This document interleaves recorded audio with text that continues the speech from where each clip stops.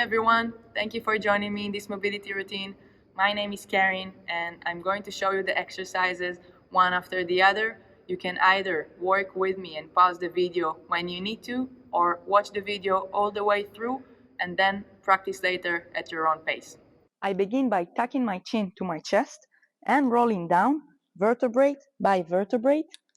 When I reach the bottom position and I can bend my knees a bit, I lead with the head up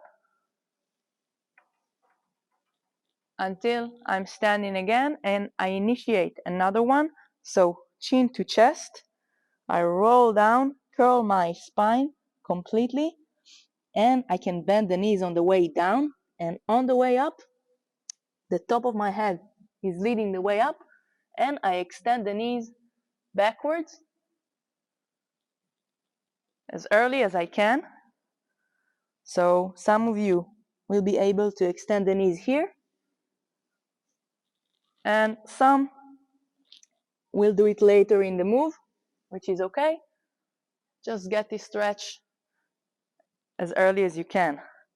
And you go, not too fast, not too slow. Make sure that you articulate the spine all the way. Next, we're going to do the knee to floor. So I'm aiming the knees to the floor, and I try to extend the knees, get deeper into the hamstring, and deeper into the knee flexion. You can step a little bit towards your palms to get deeper in the knee flexion, or a little bit more distance to make it a bit easier.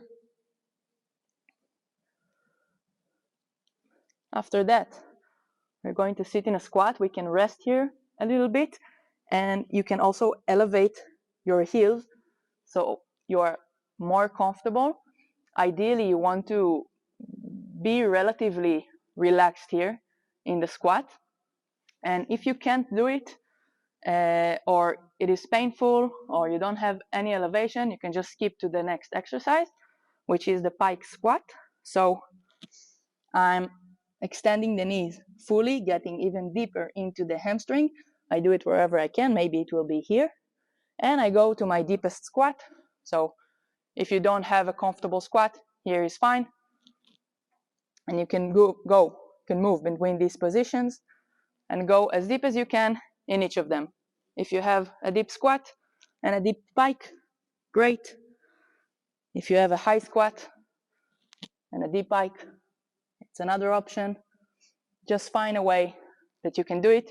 If you're mobile, really try to get the torso to touch your thighs the whole way, and really tuck the head in. So really initiate from the head.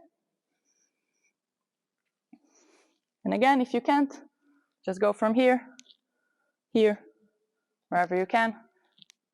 Just make it dynamic, not too fast, not too slow. Then we're going to go to the horse stance, or a wider stance, and we're just going to hold here for 15 to 30 seconds, however you can. The hip can be slightly over the knees, but ideally it will be roughly in the level of the knees. And here we can rotate a bit or bounce a bit, and generally look for more space within the hip. So I'm actively pushing my knees out, and I try to sink into the position. Build it up gradually. For many people, it doesn't feel like a comfortable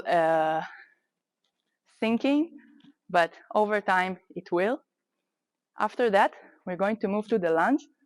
So I will place my palm in the line of my foot, turn the back foot to face to the floor, and just sink here while the back leg is fully extended and I'm stretching my hip flexors. So I'm just sinking here. Notice that the bent knee is at 90 degrees. I don't lean forward. I'm just kind of passively stretching here, but I do keep the back foot, the back leg extended all the way. From here, I'm going to go up a bit and try to sink lower into the split squat. So I'm taking this knee forward as long as this heel can stay on the floor. Of course, don't work with any kind of knee pain. Just go as far as you can. And after that, extend. Again, I'm trying to leave my torso or my chest touching the thigh, but take it wherever you can. And I'm extending this front leg, and go forward as deep as I can into the knee flexion, into the split squat. And moving like this with whatever range that I have. Next, we are going to go back to the lunge. So again, palm in the line of my foot, and I want to turn until the back foot is on the outside part. So notice this foot, I want it on the outside knife, and I want to sink down as low as I can. You can go from side to side or work on the same side.